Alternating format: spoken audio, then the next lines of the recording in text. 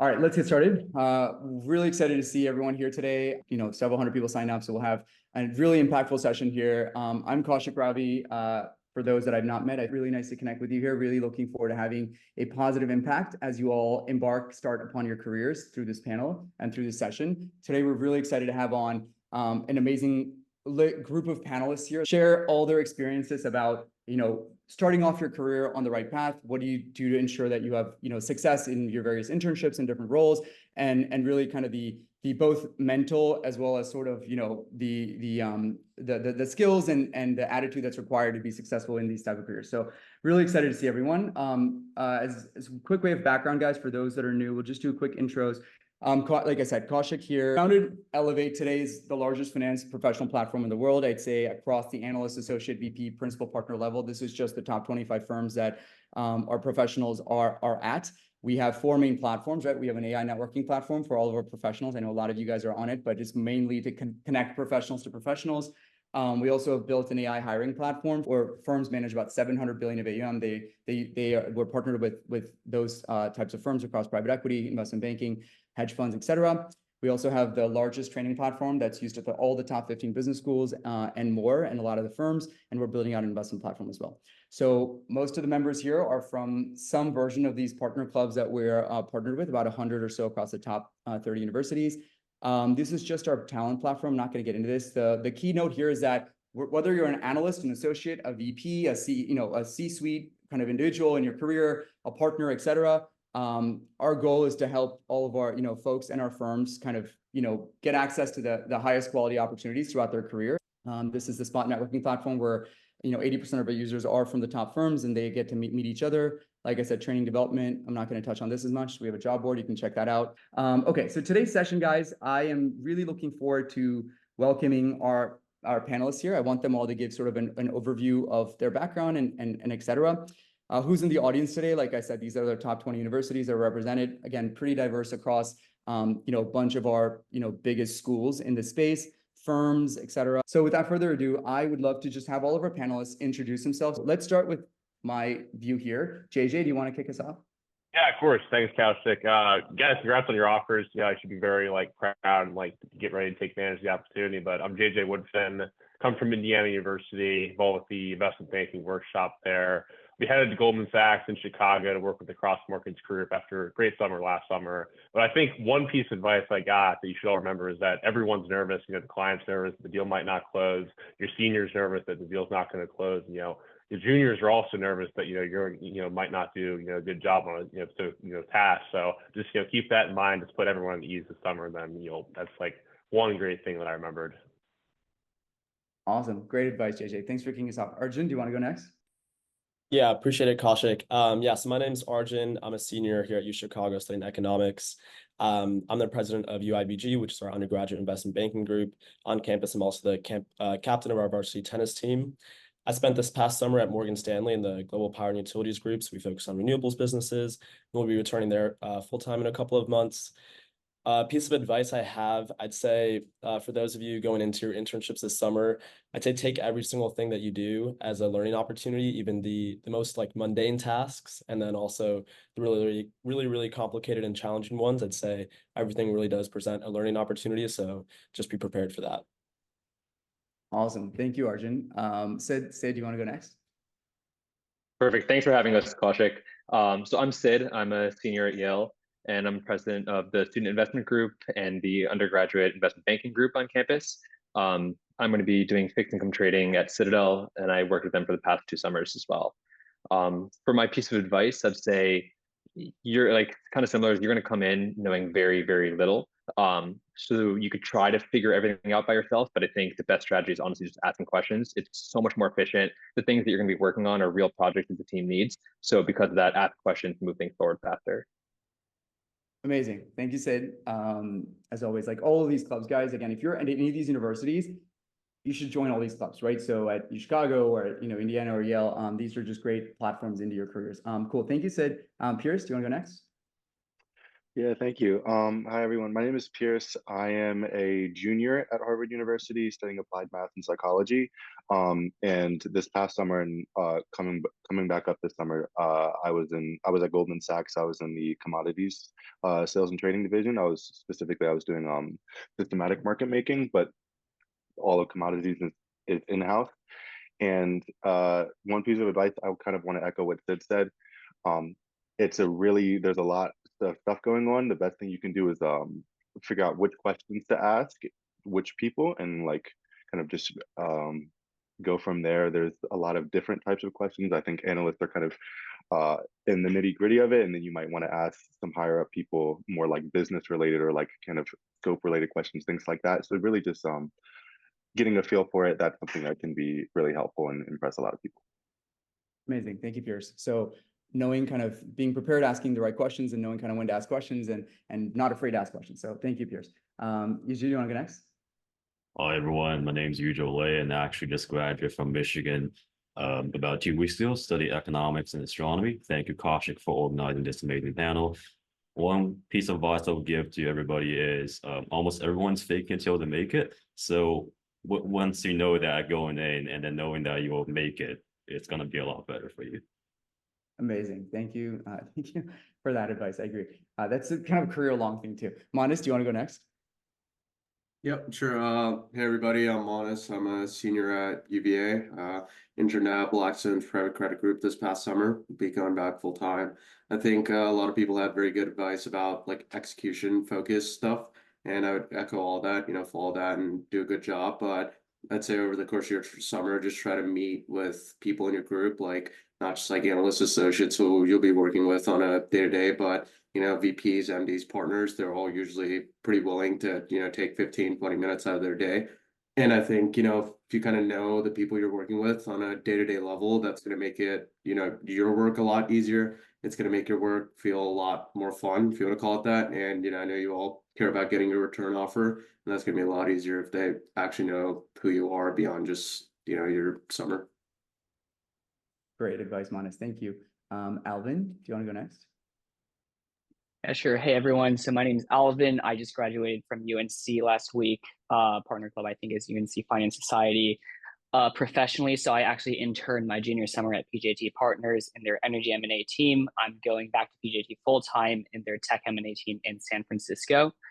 And I guess one thing I'd say, just tell everyone to keep in mind, I think we already covered a lot of advice, is to just keep in mind that people tend to want you to succeed. It's easy to get caught up in the beginning, but people tend to root for you, especially, the full-timers. Amazing. Thank you, Alvin.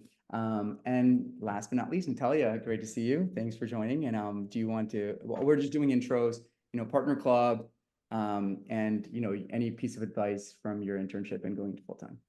Awesome. Thanks for having us, Kaushik. And for Partner Club, I feel like you've basically penetrated every finance club at Columbia. So I would say probably all of them. But yeah, I'm a senior. I just graduated and I'll be joining Ares' private equity team full-time. I think like all the other guys have given great advice on like during the internship what to do, but I would say also as soon as you have access to like the company drive, it's never too early to like just hit the ground running, figure out like how your firm does things, how they like to format everything, what investment memos look like, all that good stuff. And as soon as you can like nail the basics, I feel like that's basically already at their bar for what they expect out of interns, because sometimes they really don't expect much. So yeah, I would just say like try to differentiate yourself from your class if you can, just like learn how to do things earlier. Yeah, great advice. So first of all, I want to thank all the panelists. When we go to breakout rooms, guys, please be sure to thank your panelists. Many of you in the audience will be future panelists. These panelists will be on other future events, but it's just always really nice. You can get more from a 1-hour session like this than, you trying to figure things out for, 12 hours on your own or things like that, right? So I think it's just kind of the gift of paying it forward or whatever. So the format for today, team, will be, we'll do a panel with a bunch of questions. We have about 8 to 9 questions that I want to get all the panelists' views on. And then we'll do breakouts. We'll do one breakout, and then, our panels will be separated, and then we'll have you guys interact with them and ask much more questions, detailed questions.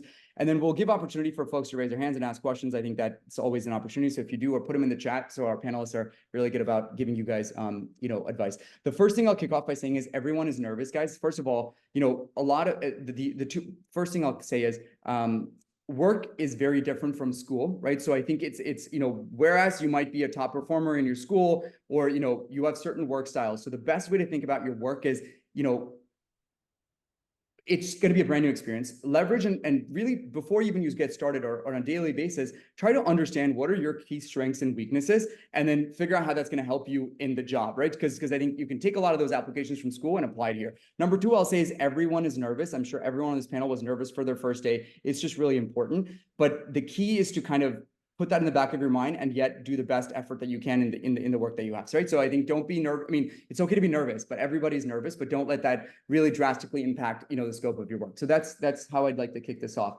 Let's first start with what is the day-to-day like? So I'd like to kind of bifurcate this into banking, private equity, and then you know, banking markets, private equity, and then you know, the asset management side. So kicking off with the bankers, I'd love, you know, all the banking folks to start off by just describing what is the day-to-day like, right? You hit the desk at 9 a.m. or something, and so what does the full process look like, and what are the types of projects, the assignments that you're working on? So let's start with that as the first question.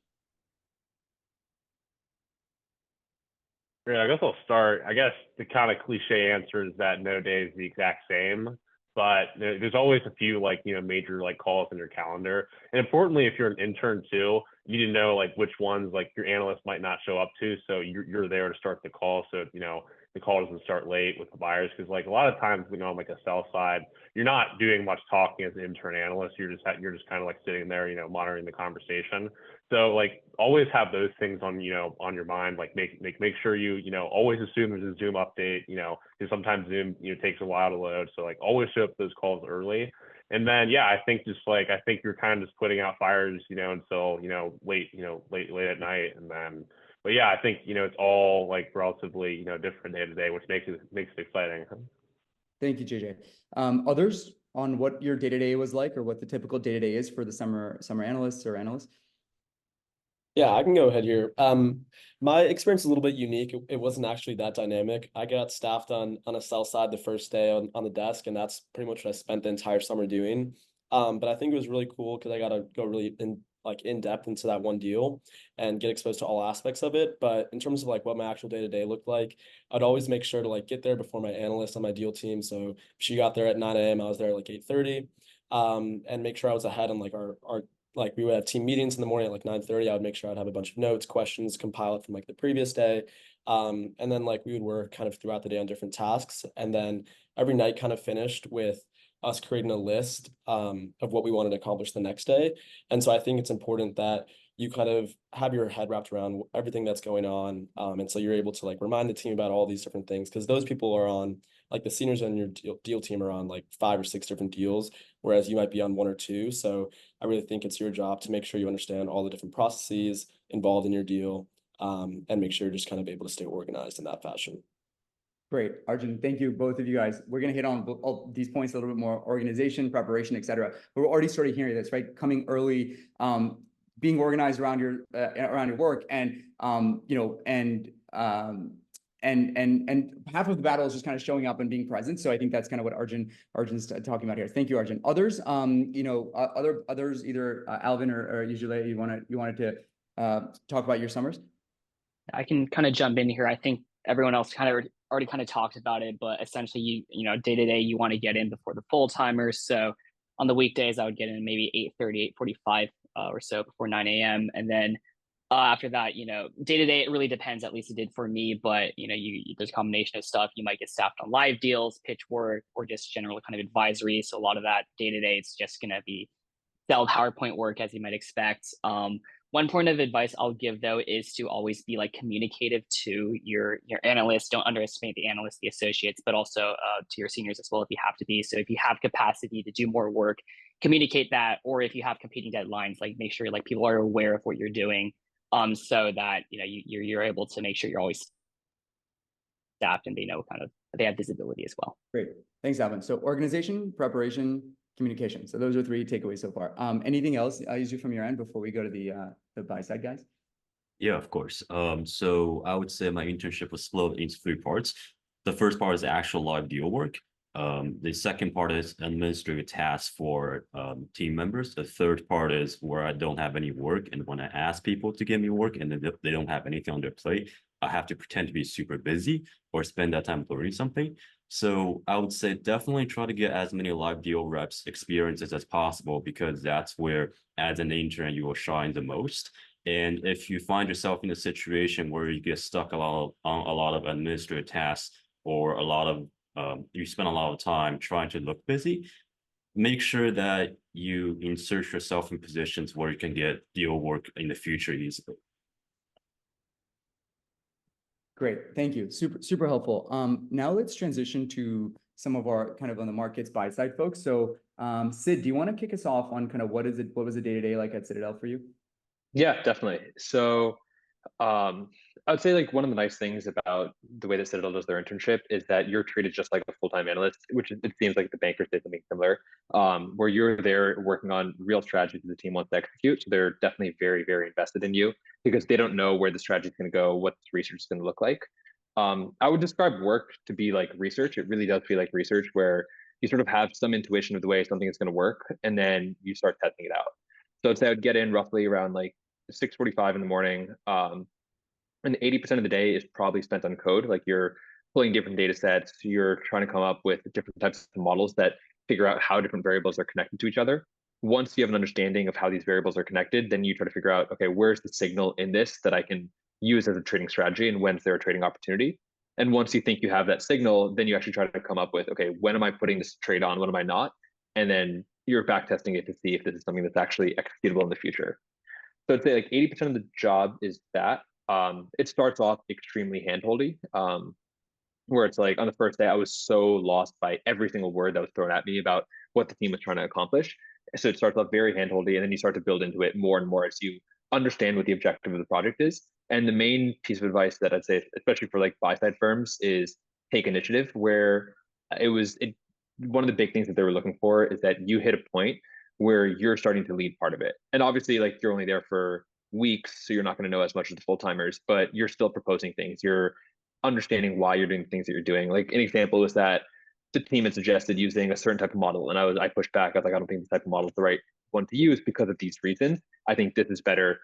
And then like being able to propose that and just have these type of conversations is really important. That's probably 80% of the job. I'd say 10% of it is trying to figure out just like what's going on in markets and trying to just like develop the intuition of, okay, this thing moved because of these reasons. And then the third part of it is just getting an understanding of the firm, like talking to different teams. Citadel is a multi-manager, so every pod is running a different strategy. So talking to different pods and understanding, okay, how does their strategy differ? What resources does a directional team need versus what resources does a relative value team need? And just getting an understanding of what the firm as a whole is doing and how everything fits together. So that's probably the three parts of the job. Amazing, thank you, Sid. Very helpful perspective on sort of the and Sid talked about initiative. So we have organization, communication, preparation, and now initiative, right? So understanding what you are doing and then asking thoughtful questions that either, add to the conversation or challenge the status quo. I think that's kind of and that's, by the way, not always the expectation for all summers. So we'll get into that in a second, but thank you, Sid. Piers, do you want to go next about kind of what your day was like on the market side? Yeah, definitely. So like you'll get in at varying times depending on what desk or what team you're trading. So commodities trades 24 hours a day. So I'd usually be getting in around the same time as said, 6:30, 6:45, again, before any of the full timers, and kind of show that you're there.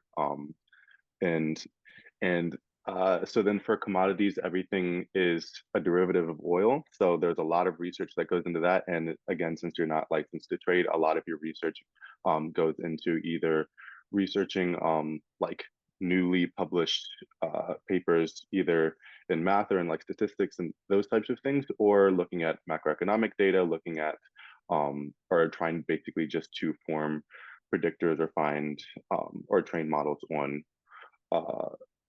like recent data that they've had. There was a lot of interruptions since COVID that they were still trying to work through, and that was like a huge thing that had that they were still like kind of trying to research about and build models that were kind of that could build models that could kind of like get around those humps and barriers. But so that's kind of like one part of it. And then another part is spending a lot of time outside of your specific desk, not only just like in your pod, but also Goldman trades or banks and like a lot of firms trade a bunch of different products. So you want to, there's a lot of time meeting with all of those people and kind of trying to understand how their products vary, how their strategies vary, and forming a lot of those connections. That's one of the biggest things that they focused on, was just meeting with as many people, sitting down and getting coffee with as many people as possible, just because you might not end up on the specific team that you're on. So you want to form as many connections as possible.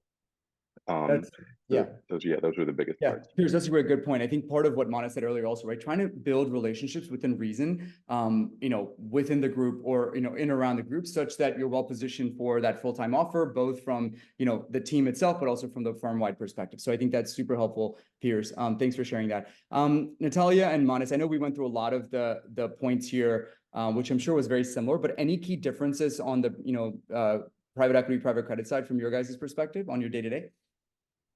I can kind of hop in and start. I would say like a point that I would emphasize is it's more important in PE to like have a view and have a perspective. Like depending on the firm you're at, if you're at like a PE place out of undergrad, your time will just be divided between like live deal work and portco work. And especially on like the live deals, like don't be surprised if you hop on like an 8 a.m. Zoom and like a partner's like, okay, so like you've read the sim, what are your thoughts on this? Do you think the team should go forward with it? Like, what do you like or not like about the company? And it's like, yeah, you won't have like any information. You'll probably feel like what you're saying is completely dumb, but at a lot of these places, like they're trying to see where you're at so that they can like train you to become a better investor and eventually sort of like sharpen your mind in that way. So definitely have a response, no matter if it's right or wrong. Either way is a good learning opportunity. The worst thing is just to say, I don't know. So really like putting your voice out there and obviously like doing your homework the day before in preparation for getting those questions whenever you get a chance is definitely very necessary. And that's why I sort of always emphasize like hit the ground running, because you never know like who you're going to talk to, who's staffed on a particular deal, who's going to just ask you like, hey, so what are your thoughts on it? And they actually do care because it's like pretty lean deal teams. So yeah, I would say that's like the main area that I would like focus on. Yeah, and I would just add on to this, guys. Like one, I'll kind of give you an example here.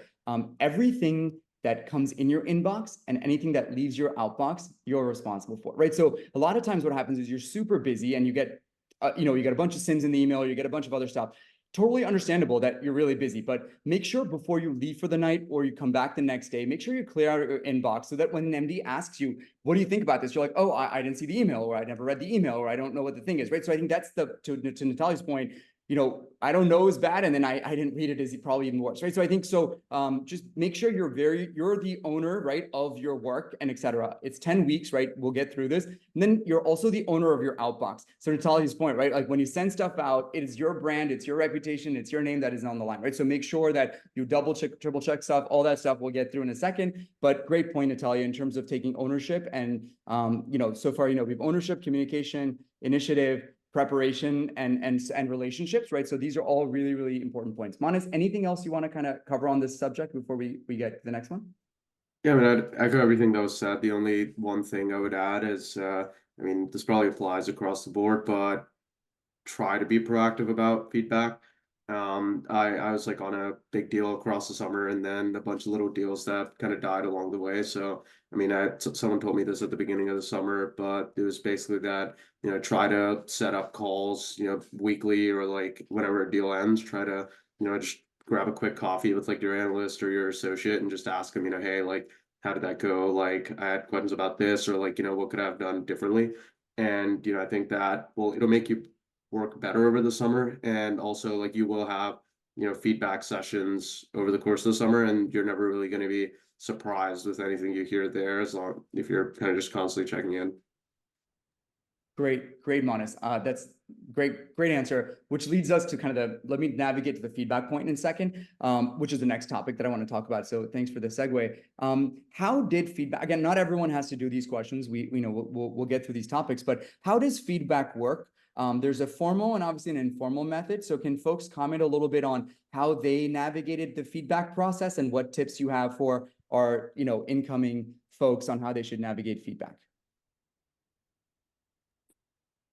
I can kick off. I totally echo the importance of being proactive about feedback. The way that I did it was that so it was like for us it's 2 5-week rotations. So at the end of every week on Friday, I would ask my PM, who was like the highest person that I was working with on the team, like, hey, do you have 30 minutes to sit down and talk in an office? So in those 30 minutes, a couple of things I would cover is one is there'd be some questions that I would have like written down from either meetings that we had or things that I'd hear him say to his analysts. That like wasn't really directed at me, but like we were all sitting in a row, so you hear it and write these things down and ask him like, hey, I didn't really understand what you meant by like either this terminology or why does this thing move in this way that's moving right now. So a lot of those types of questions, and then also, do you have thoughts on how the project is progressing as just like a task to get done, and then also how do you think about like my approach to the project itself, and like those are distinct questions because one is you're asking, is the project moving in the way that you'd expect it to move? And two is that like, how are you observing me tackle this project where it's like, am I asking the right questions? Am I thinking about the right next steps or am I going awry in my thought process there? So I do that every Friday. And then like on the following Friday, like after the first one, the questions would also be, okay, you mentioned that this is a place that I can improve. These are the things that I did this week to sort of improve my approach here. Do you think that it's improved? Do you think that I could try an alternative method? So very clear communication, I think, helped a lot. Great. Thanks, Sid. Great advice. Others on navigating feedback? Yeah, I can take this one too.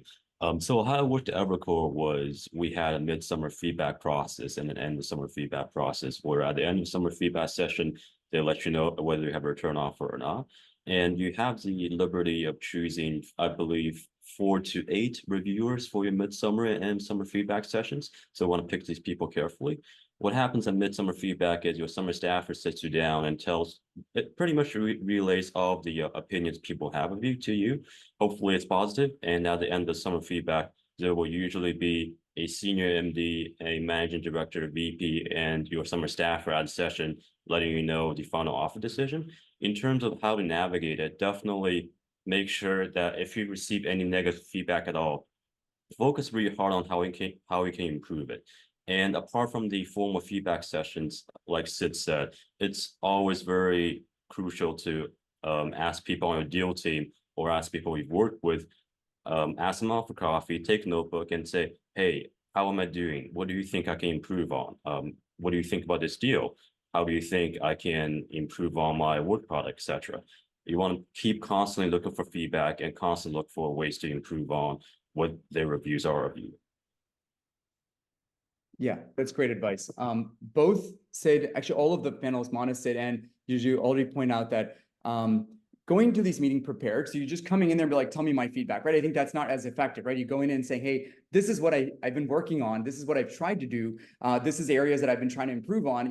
How can I get better, right? I think that's the natural approach or the better approach here. Any others on how they handled informal or formal feedback? I think the distinction between formal and informal is important, right? Formal feedback typically happens at the 4 or 5 week mark, and then again at the 9-10 week mark, right? So I don't want anyone of our associates, our analysts here, incoming analysts, to be surprised week 4 or week 5 being like, oh, this is the feedback. So I would love it if you guys, you'll know how you're doing as you go through this, but it's always helpful to know it so that you can address it early. Sometimes there's feedback that we don't even know, right? You come to the midsummer and they're like, oh, you've never shown us you could do a model. And you're like, oh, I've never even had the opportunity. So you need to go proactively try to identify those things, right? So just make sure that you're covering your blind spot as well, right? And doing this informal feedback stuff. Any others on the feedback side want to comment on this? I can hop in here. Just something very, very small in terms of when you have like maybe constructive feedback. I think something that I worked on, like I was told that it would be really cool if I could get like super senior exposure, like be able to talk more with like my EDs rather than just like my associate and VP.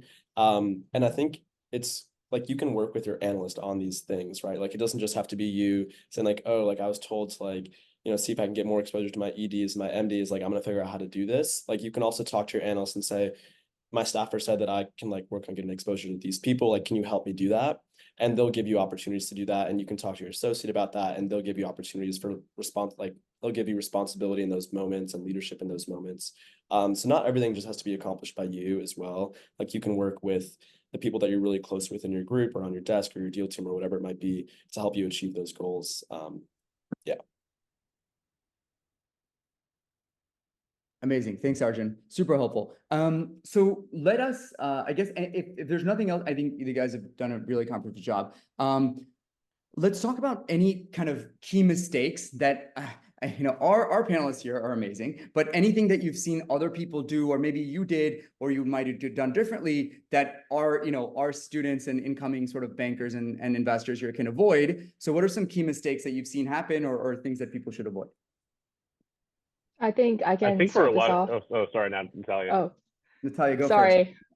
Afterwards, baby. But yeah, like I basically saw this sort of widespread like task that we got where there was like this one meeting per week where each intern was like responsible for taking notes for it. And yeah, sure, it's just notes. And yeah, sure, it's like maybe low stakes. However, you have to get the numbers right. You're circling it to the whole deal team after, and sometimes like the broader group. And we just saw this really devastating mistake happen where like someone dropped a zero. I don't know if you guys like saw the news, but it's kind of like lifts like, like 500 bips mistake, right? Like don't do that. Triple check your work. It's so important to build trust because as an intern, like, sometimes people don't even want to give you work because it's probably easier for them to do it rather than like you take forever to do it and like oftentimes make a mistake. So it's really important to just output like quality, accurate product so that people will like give you more things to do because that just like sets back your reputation with the whole group by like a mile. So it's just not worth risking it. Just triple check everything that you're sending out constantly. Yeah, JJ, before we go to you, a great point. I think ownership over your stuff and whatever you need to do, right? If you need to print things out, if you need to double, triple check stuff, if you need to not send it out at 1 a.m. and send it out at the next morning with a fresh set of eyes, like whatever you need to do, to Natalia's point, it is your reputation and it's only 10 weeks. So really protect it. Okay, JJ, go ahead. Yeah, where I see, or at least where I saw like a lot of like smart, like well-informed people kind of go wrong. I think the two like big mistakes are managing politics and managing expectations, not correctly. I think managing expectations, you always want to under-promise, and over-deliver. And, I think, when people press you for like, all right, like when do you think this will be done? Make sure you know like when the meeting is so you can kind of like, schedule things around that because bankers like, work on the deliverable and, regardless of how long it actually needs to take all the way up until, pretty much the last buzzer, half an hour before the meeting. So it happens a lot. I think managing politics too, I guess if you haven't, worked a job like banking and the hours are starting to get to you a little bit, you haven't worked out in a while and you feel a little bit dreary. People ask you how's your summer going. You always say, oh, it's going great. Like I'm, really excited to, get all this deal exposure. So it's just like little things like that. And just knowing, which people in the group, like even regardless of like hierarchy and title, like, will actually like drive, the percentage chance that you get a return offer. Because obviously there's a lot of hierarchy in banking, but even among like analysts, associates, there's analysts who are, very well regarded. And there's some analysts who are, more middle of the pack. Great advice. Any others, guys, on mistakes that you've seen or you are advising our folks to avoid doing? I can. Yeah, Alvin, go first, and then I think. Okay, yeah, I can just jump in here. Kind of also backing up kind of what JJ said, but number one is just be aware that I guess it depends a bit on the group, but banking does tend to have a chain of command. So make sure you ask the right questions to the right people. So, for example, first of all, try to figure things out yourself if you can, but if you have a question like a technical one, probably it's better to ask the analysts and whatnot. And then, if you're copy chatting your MD, there's kind of other things you tend to talk about. Just be aware of kind of asking the right questions to the right people. And also kind of, making sure your things are checked by the analysts or, the junior staff before, it gets sent higher up the chain because you don't want to kind of mess up by sending something wrong to an MD, for example. So that's definitely kind of a big point to be aware of. The other thing I'll also say again is just what I'll say is like, don't, make sure to manage your expectations. I think one thing that I noticed is a lot of people tend to be very eager to take on a lot of work and all the work they can get, and then they ask for more work, which is, I mean, it's fine if you really can do that all on time and it's correct, but make sure, like, especially if you get overwhelmed, like make sure you actually manage those expectations. Yep. Great, Alvin. I think there was one more, right? Yeah, I would just say, I mean, Steve Schwartzman actually had a little session with all the analysts, and somebody asked him the exact same question about like, yeah, what would you recommend we kind of keep in mind?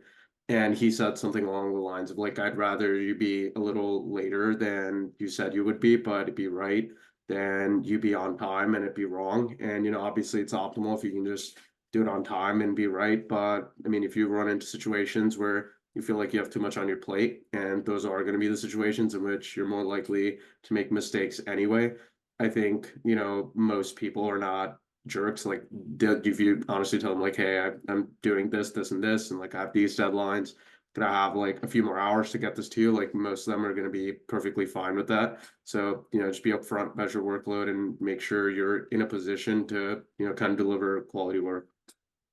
Yeah, and Manas, great point. Everyone's brought this up, but if you feel like you're not going to hit a deadline, first of all, understand what the deadlines are and don't just say, oh, 2 days or a couple days or a couple weeks. If you feel like, alert them ASAP, your VP or your MD. A lot of people wait till the end and be like, oh, I thought I could get it done, but it's not getting done. But that's too late to make any changes, right? So please, please, please be proactive, communicate early on, when you do this stuff. Okay, one other question for our panelists here. So we talked about, you'll be working with analysts, associates, VPs, MDs, and partners, right? Different people across the sort of, quote, value chain or food chain as you think about it. What are some of the kind of important things to note about working with those like different people, right? You're probably working a lot more with the analysts. So one idea is that your analyst does have a lot of say in your return offer, decision and so on. So what are some advice that you guys have for working with people at different levels, right? So we'll do that question, and then we're going to do the sub segments or breakout sessions, guys. So who wants to take that one? Different levels. I can do that. So definitely get coffees with these people, whether they're on the deal team with you or not, and approaching different types of bankers, like senior and junior bankers. You need to have you need to reflect a different aspect of yourself that's appealing to them. Say when you're interacting with analysts or associates, they're probably a lot similar to you age-wise. You have a lot more to talk about, so definitely laugh at their jokes, even if it's not funny. And when you get coffee with VPs or MDs, you want to make sure that you're somebody who is thinking about joining the team long term, if the team had a culture of doing that.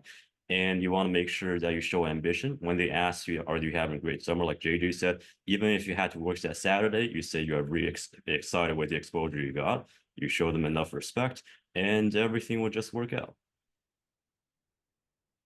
Amazing. So I think, look, it's 10 weeks, right? Be as positive as you can. Realize that it is a rough, it can be a rough time from time to time. Others on how to navigate relationships with analysts, associates, VPs, MDs, partners? Sure. I'd say, I mean, analysts and associates are going to be people you're mostly going to be working with. So if you have anything, kind of granular you want to ask them, those would be the right people to ask. I want to say, at more senior levels. I mean, it depends on the person, how involved they are at different levels. But generally speaking, if you have like questions about something specific, like the VP or the partner is probably not the right person to ask.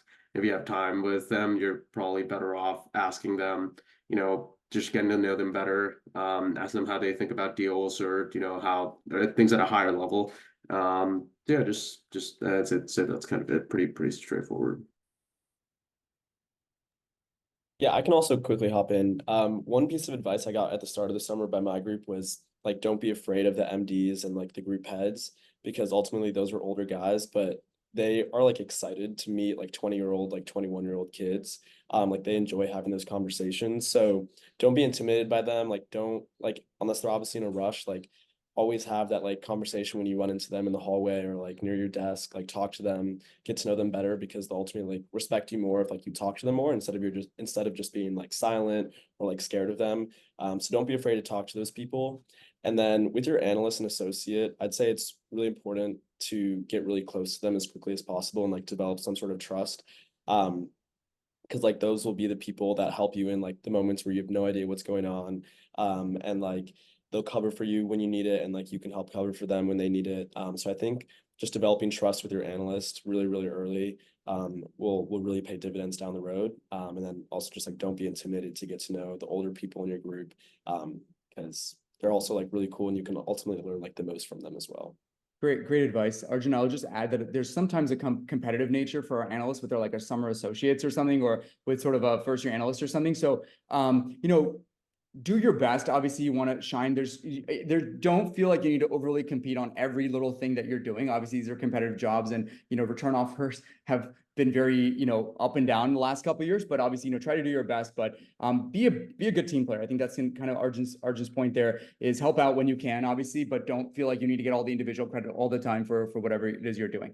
Actually, one other question that someone in the chat asked me here privately: what are the technical kind of expectations around kind of financial modeling or Excel and so on, and kind of what look, guys, there's a ton of free YouTube videos that we can all see, but what is the expectations of going into a summer either in banking or on sort of the buy side? Maybe some of you guys can just hit that point so that our people are best prepared. Yeah, on live deals, they've not let me touch any of the models, but at least during the case project, like very like comprehensive like valuation pack and recommendation for one of our public company clients. So, and I think, and obviously you're gonna be doing like, you're not gonna be doing modeling in Excel, but you're gonna be doing a lot of formatting in Excel. So it always like, if you don't know how, if you don't know a ton of Excel shortcuts already, that's like one great thing to like really get good at before the summer. And yeah, I think that's sums it up. Super helpful. For buy side. Yeah, go ahead, Alvin. Oh, yeah, I was saying for buy side, like PowerPoint and Excel are used more just for basic presentation to like consolidate information together and put it in some form of presentable way. So you don't need to know all the shortcuts as long as you know how to like highlight things and format things and take the grid lines away. Nothing more than that. Python was probably the thing that was used most, but even then, not crazy. Just like Pandas, NumPy, like this stats models, and like some of the most fundamental ones. There's Code Academy courses that can teach you this in probably like 12, 24 hours of work. I would recommend, I think the best way to actually get good at Python though is just by doing projects and working on things. Like just get a random data set and play with it. I feel like I took courses and those courses taught me a little bit, but it was just working with a random data set and playing around for a couple hours taught me way more than any course did.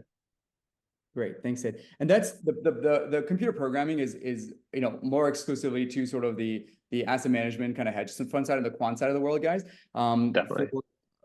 So sort of a majority of the audience you're going into IBPE don't feel like you need to know all of that. I think it is much more in sort of the Excel side. So thank you, Sid. I think that's super helpful. But I think you should do it just for your own benefit too. Others on this call on sort of what is expected, kind of how how to sort of tackle the technical side of the job?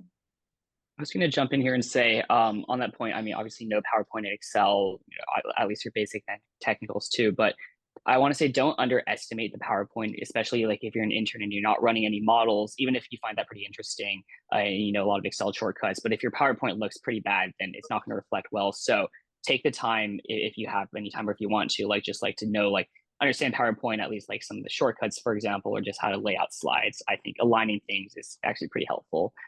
You might have some templates for slides to use, but it's helpful to know. So again, just don't underestimate the PowerPoint is a big point I would bring up. Great point. I think that's a great point. You have 2 weeks now or whatever before you start, guys. Just go into PowerPoint and start kind of moving things around or watch like a YouTube video on what a banking analyst does in PowerPoint. I think it just to get prep on it, because to Alvin's point, like some of that stuff does take a while. I would also say, like, if you can between now and then, read a 10K or read a 10Q or read an investor presentation. Just get to know how companies actually operate and sort of, what do they report and where do you find stuff. And maybe the last thing is, if you have Cap IQ at your different universities, like try to poke around in there and figure out kind of how do you kind of play around with stuff. I think so for me, those probably 3 things, right? Excel, PowerPoint, business fundamentals, like kind of how do you read a financial statement, and then Cap IQ and sort of how do you pull data from some of these sources. Cool. Others, I guess, Manas, Natalia, from your end on sort of the private equity credit side, like what are the modeling / technical expectations of the internship? I guess on like the PE side, there might be more of an expectation that like what's going on, but don't like crush yourself trying to figure out everything before you start. I would say like take the days during training if you can and if you have time. Like in addition to just like going through traditional training, if you have access to the drive, like a model that you see that's like formatted well, many firms have like a standard model template. If they have that, like I honestly think the best piece of advice that I got on the job was like, hey, like take this apart and build it yourself.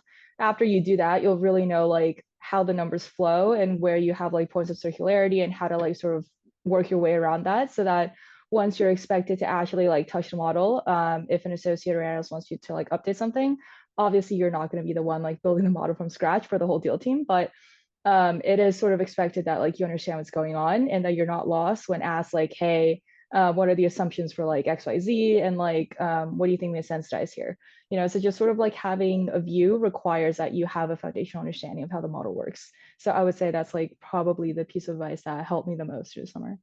Great advice, Natalia. I think even to JJ's point earlier, even if you're not doing the model, please go in the drive and open the model. Because a lot of times our associates or analysts and some analysts are like, oh, what do you want me to do? And then I'm like, well, or some of our analysts are like, have you been through the model? Like, oh, I haven't yet. So the better answer would be, hey, yeah, I've already been through it. I think this is what's going on. You know, how can I help here? So even if you're not doing it, like I said, take ownership. Okay, anything else, guys? I know we covered a lot of topics here. I want to now kind of shift to our breakouts. So I think we're gonna go and assign our panelists across these breakouts, and make sure the breakouts are gonna go probably 15 minutes or so, or you can ask all of your questions here. All of these folks here are here to help you. They're not here to evaluate you or whatever it is. So I think please ask all the questions that you have. I would also say make sure to thank your panelists, obviously, and I want to thank them here, obviously, JJ, Arjun, Sid, Piers, Manis, Alvin, Natalia, fantastic leaders. We're so excited to see you guys and all the amazing things you accomplished, as well as all of our audience members. So I'm going to open up the breakout rooms now. We'll assign you guys from the group, and then speakers. I've just shared the breakout assignments here. You can just find your own rooms at that point. So I'm just going to create the breakout rooms.